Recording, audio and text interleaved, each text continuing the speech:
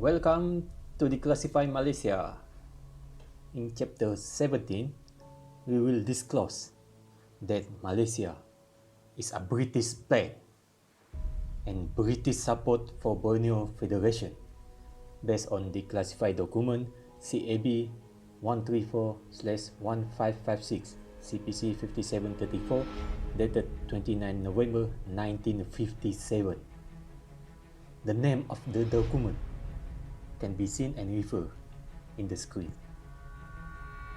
The document is entitled Borneo Territories Memorandum for Cabinet Colonial Policy Committee by Mr. Lennox Boyd, assessing the possibility of closer association of the Borneo territories. Alan Lennox Boyd is the British Secretary of State for the colonies. He is a very high-ranking official in British government. The documents are talking about the British assessing the possibility of closer association of the Borneo territories consists of Brunei, Sarawak, and North Borneo, with Malay states consists of unfederated Malay states of Johor, Kedah, Kelantan, Perlis and Terengganu, and federated Malay states of Selangor, Perak, Negeri Sembilan, and Pahang, and with strait settlements of Penang, Malacca, and Singapore. The documents also discuss about closer association of Borneo territories of Brunei, Sarawak, and North Borneo. This form of closer association was discussed since 1942, perhaps even earlier than that.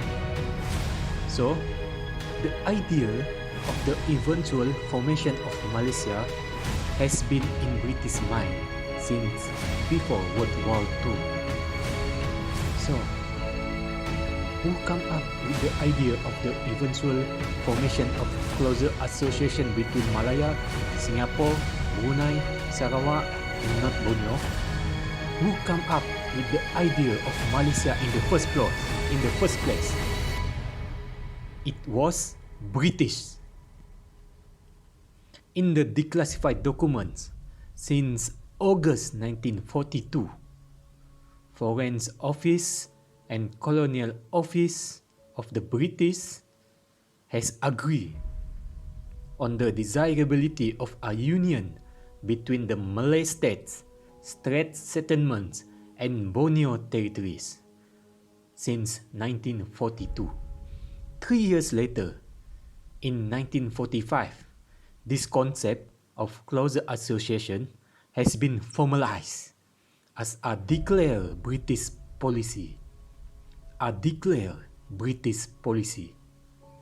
It is British policy in 1945 for the eventual closer association of Malay states, strait settlements, and Borneo territories. However, the plan failed. These final plans for the post-war reoccupation of Southeast Asia fell far short of such a union.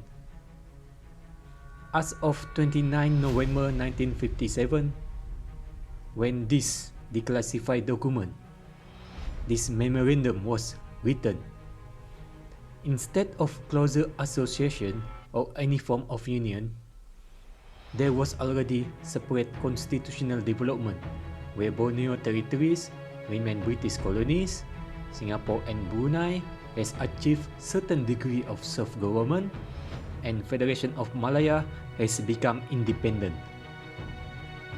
Through the chaotic historical event that unfolded between 1945 to 1957, in 1952, Sir Gerald Templer, British High Commissioner in Malaya, he still pressed for a merger between Malaya and Singapore.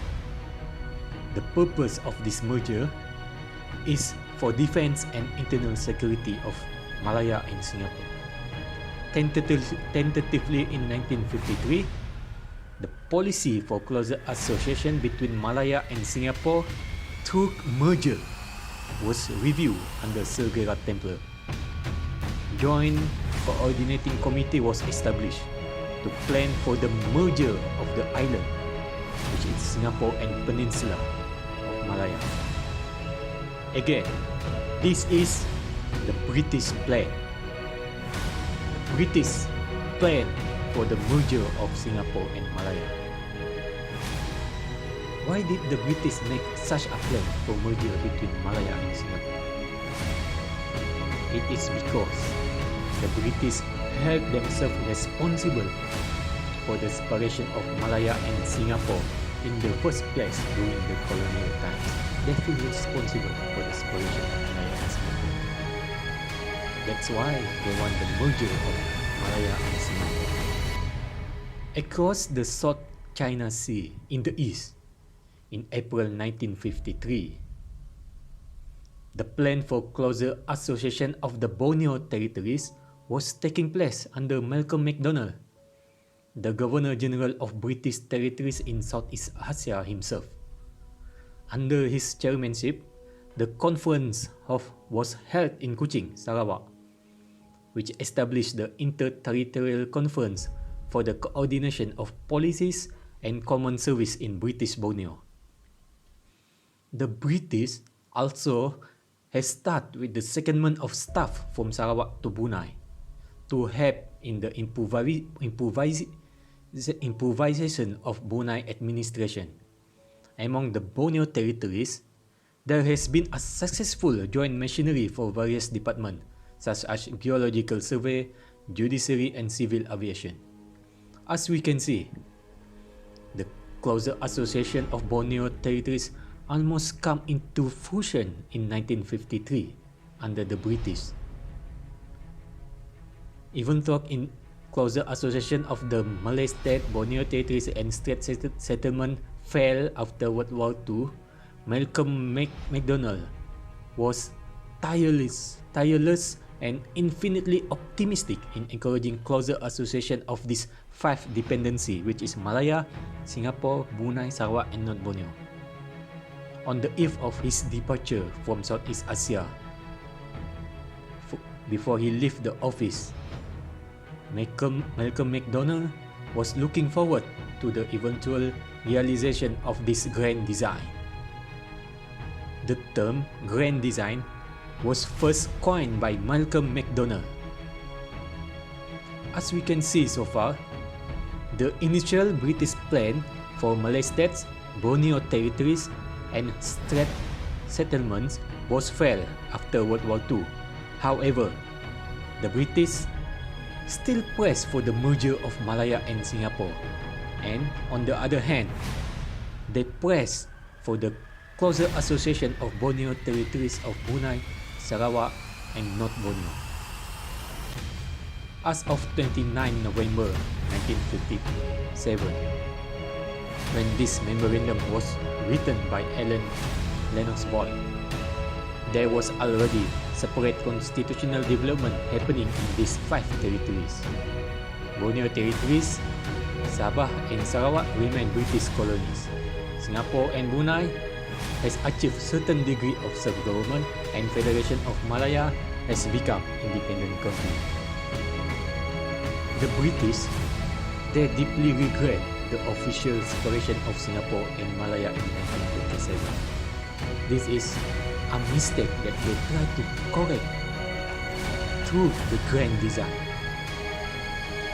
At the material time in 1957, the prospect for closer associations remains the British policy. For this purpose, regional coordination was set up by the Commissioner General Malcolm MacDonald. He encouraged thinking about merger in his Governor General Conference, in his Committee Liaison Committee and local branch of the Commonwealth Parliamentary Association. He dreams about the formation of self-governing British Dominion of Southeast Asia between Malaya, Singapore, Brunei, Sarawak and North Borneo. This is the grand design that he dreams about. Again, it was the British who planted a seed of closer association between these territories, which eventually formed the Federation of Malaysia in 1963. To achieve the grand design, the British senior official and minister themselves envisaged a parallel development leading to the merger of Malaya and Singapore on the one hand, and the merger of Borneo territories on the other hand, which will then eventually the two blocks will merge together to form a closer association. The alternative option was the merger of these 5 territories to happen at a stroke, at once. So here, the British has come up with 2 alternative plans for the formation of closer association of these 5 territories. When we look at the situation at the time, politically, economically, and constitutionally, the Borneo peoples lag far behind the Singaporeans and Malayans. That is the reality at the time. Malaya achieved independence on its own in 1957.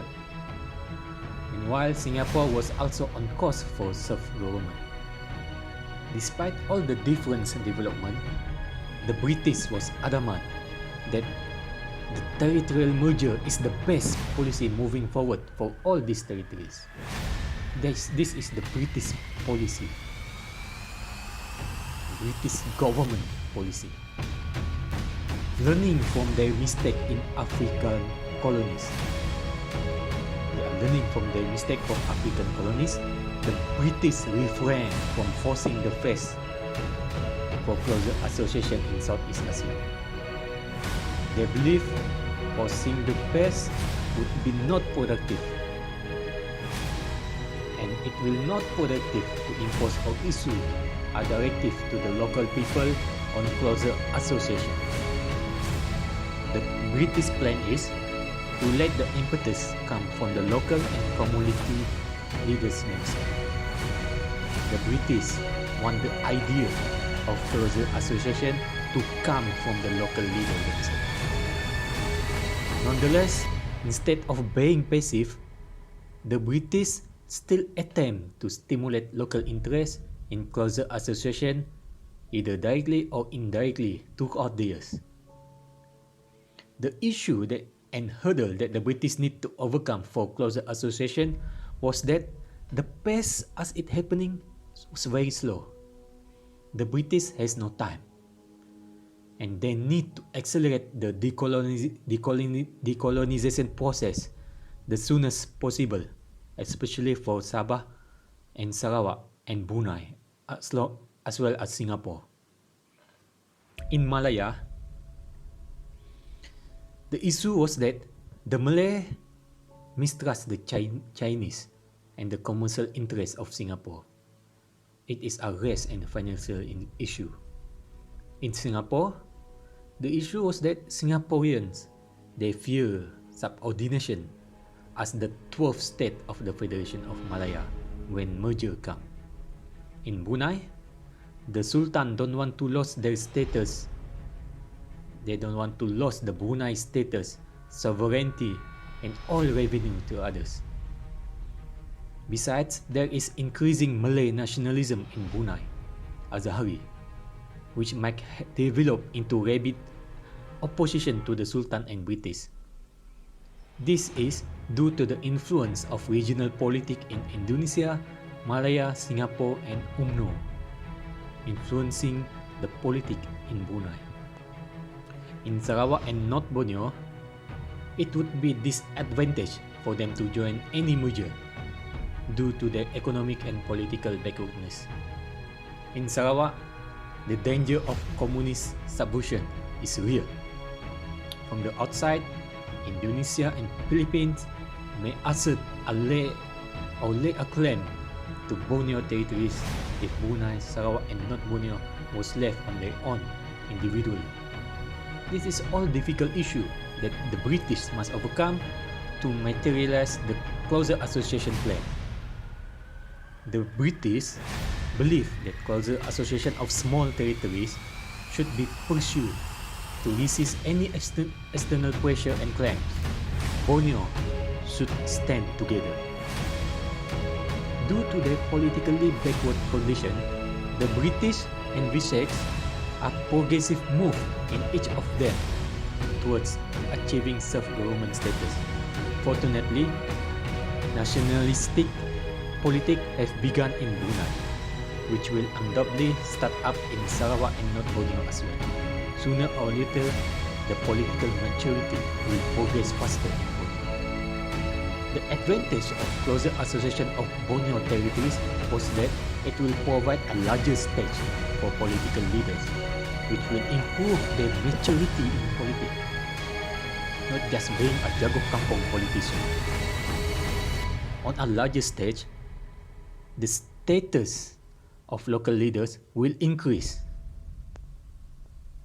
But the British also concerned about the growth of nationalist party, which may hinder closer association. Nationalist parties, they would tend to lead their country into separate independent territories. This is in contrary with the British plan for closer association of Borneo. By providing a larger stage for local leaders to interact, the influence of extremists can be contained, as the leaders would have the opportunity to interact with a larger group of people from different backgrounds. If closer association come about, in the long run, the form of closer association that taking place will help to preserve British influence in Southeast Asia in containing separatist policy. Due to the latest political development in 1957, according to Alan Lennox Boyd, although Greater Malaysia, consisting of Malaya, Singapore, Brunei, North Borneo and Sarawak is not possible, closer association of Brunei, Sarawak and North Borneo is more pressing than ever. As we can see in this document, the terms Greater Malaysia has been coined by the British years before the formation of Malaysia in 1963. Malaysia is indeed the brainchild of the British Empire. Due to the savage of time, with the speed of political development of geopolitics in Southeast Asia, the British become more anxious regarding the vulnerability of the Borneo territories, and they are keen to shape their political development soon as possible. A lot of British officials suggested a fresh initiative for closer association of Borneo territories. Therefore, Alan Lennox Boyd recommend to the Colonial Policy Committee that the steps should be taken to encourage public debate about the Borneo territory's future. At the same time, he reminded the British official to not force the pace and to not impose any specific constitutional model to the local people. The British are learning from their mistake in decolonizing Africa, because in Africa, they forced the pace and imposed the constitutional model to the African people. And African colony, they all break down. Instead of being passive, the active role was played by Malcolm McDonald, the Commissioner General in Southeast Asia, and the governors of both Sarawak and North Borneo urged the British to take action and initiate and encourage discussion of closer association between Borneo territories. At the earlier stage of this fresh new initiative for closer association of Borneo territories, the British has yet to come up with its precise form. There is no form yet. Therefore, the details of practical administrative and economic advantage of Borneo territories cannot be assessed. However, the governor of Sarawak and North Borneo, they has discussed some kind of administrative setup which in their opinion can reduce the administrative cost of the closer association of Borneo. They proposed the formation of High Commissioner for the Borneo territories with the office in Labuan. Then, each Borneo territories will have their own representative in their own executive council. This is just a basic proposal at the time. On the economic side, the near-term benefits of closer association of Borneo is that the wealth of Brunei, the oil wealth of Brunei, can be shared with Sarawak and North Borneo. This will help funding their development. The long-term benefit would be that the variability and durable resource of Sarawak and North Borneo will give further economic strength for the Borneo Association. In the declassified document, Alan Lennox Boyd has indeed proposed to authorize the initiation of public discussion in North Borneo and Sarawak for closer association of Borneo territories. The British also urged the Sultan of Brunei to give a lead of similar discussion in his own territory. As of November 1957, a fresh initiative has taken place and formalized for exploratory discussion for closer association of Borneo territories. In conclusion, as we can see, the eventual formation of the Federation of Malaysia in 1963 was indeed the British plan since 1942. The British also fully support the formation of closer association of Borneo territories, which was later renamed as Borneo Federation. Even after the formation of the Federation of Malaysia, the term Borneo territories remains as a legacy left behind by the British in Malaysia Agreement 1963 to safeguard Sarawak and North Borneo far into the future to today. Only a closer association of Sarawak and North Borneo will be able to resist any political hegemony that come from outside of Malaya. Thank you for watching.